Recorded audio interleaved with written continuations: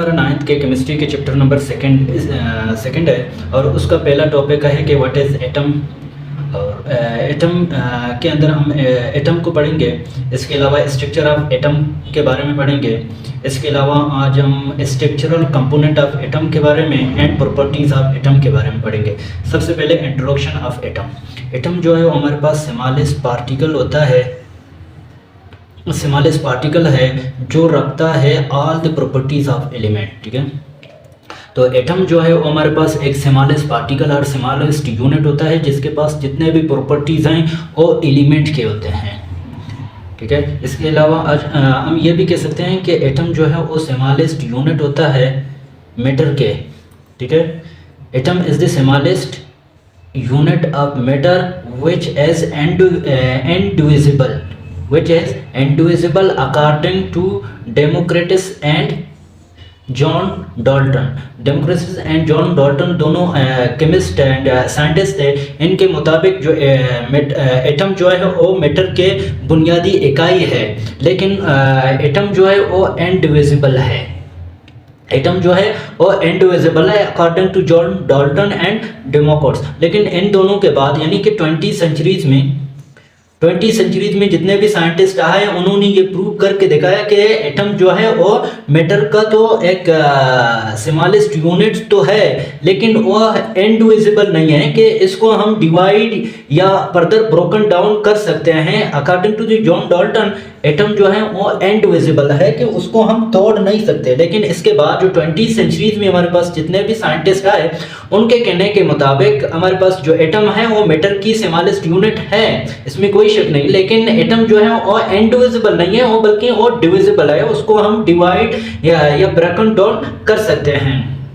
While atom is divisible according to Goldstein, J.J. Thomson and Neil Bohr, J.J. Thomson जैसे scientist जो 20 centuries में आए उनके मुताबिक जो एटम है वो हमारे पास डिविजिबल है, उसको हम डिवाइड कर सकते हैं। तो वर्ड एटम जो है वो हमारे पास एक ग्रीक वर्ड से निकला है एटम से, जिसका मीनिंग है इनडिविजिबल। उसके मीनिंग से ही जाहिर हो रहा है कि वो इनडिविजिबल है, क्योंकि 19 सेंचुरीज में हमारे पास जितने भी साइंटिस्ट हैं उनके मुताबिक हमारे पास एटम जो था वो इनडिविजिबल था।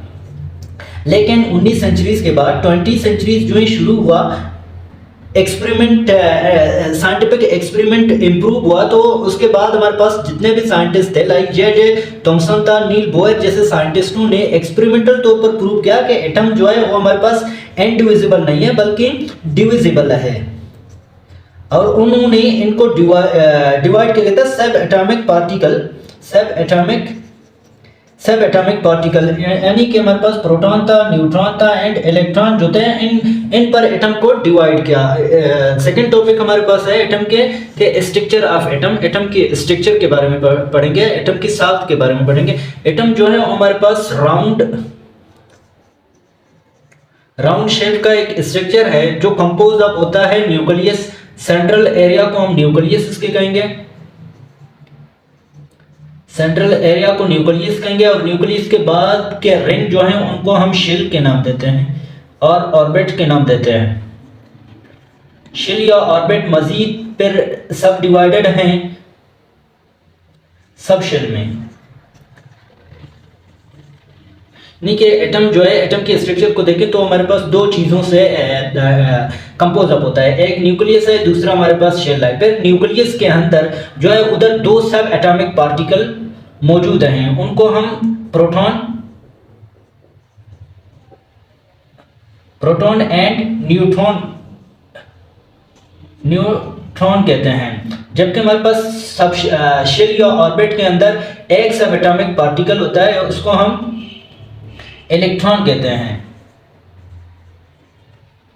यानी कि एटॉमिक स्ट्रक्चर जो है वो कंपोज अप होता है दो चीज़ों से। सेंट्रल रिंग शेप को हम न्यूक्लियस के नाम देते हैं, जबकि इसके बाद जो रिंग हैं उनको हम शेल या ऑर्बिट का नाम देते हैं। शेल पर हमारे पास मजीद 4 या 5 शेल आते हैं, उनमें हमारे पास के शेल है, एल शेल है, हमारे पास एम शेल है, एन शेल है।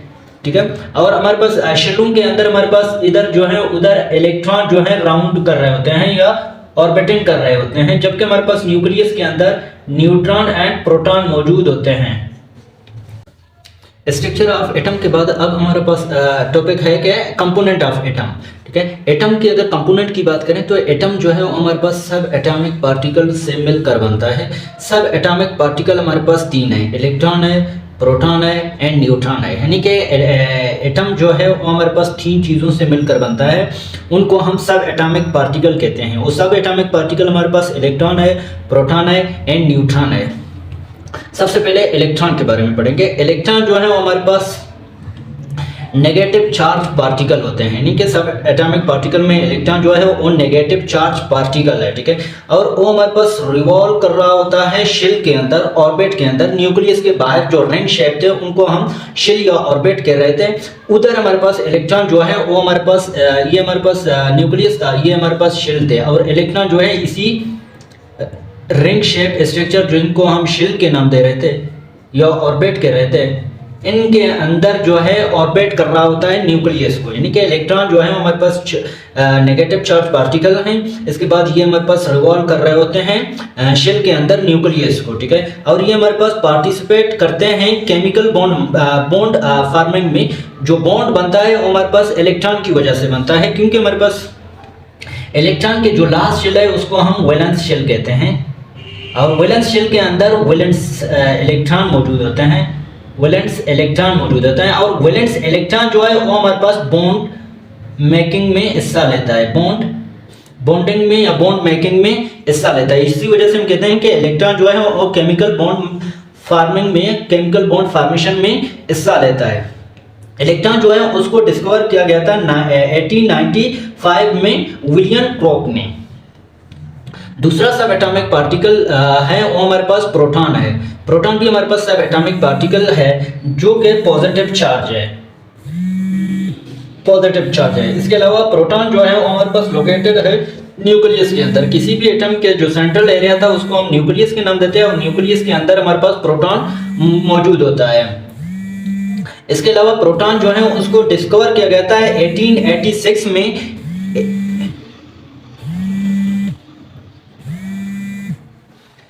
इसके अलावा प्रोटॉन को डिस्कवर किया गया था 1886 में एगन गेस्टन ने इसको डिस्कवर किया था। तीसरा जो सब एटॉमिक पार्टिकल है वो हमारे पास न्यूट्रॉन है।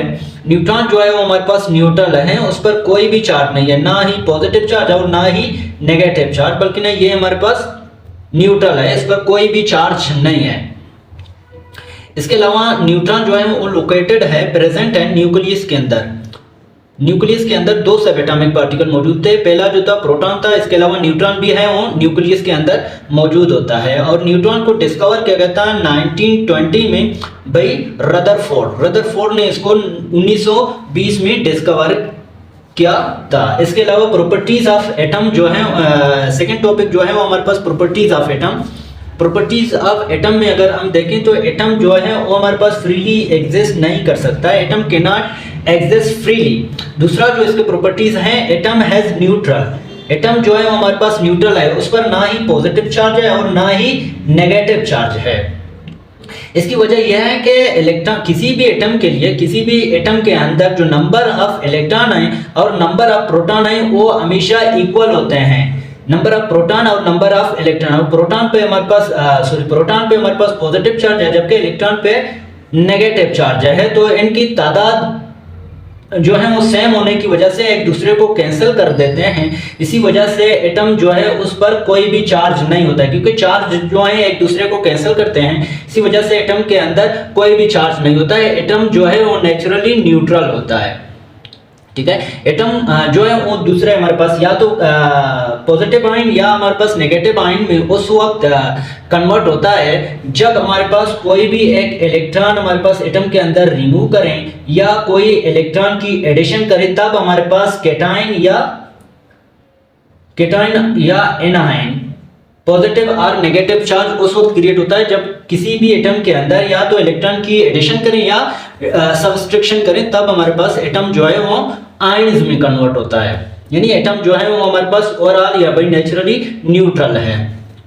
तीसरा प्रॉपर्टीज ऑफ एटम यह है कि no chemical bonding in atom. Atom के अंदर कोई भी केमिकल बॉन्ड नहीं है।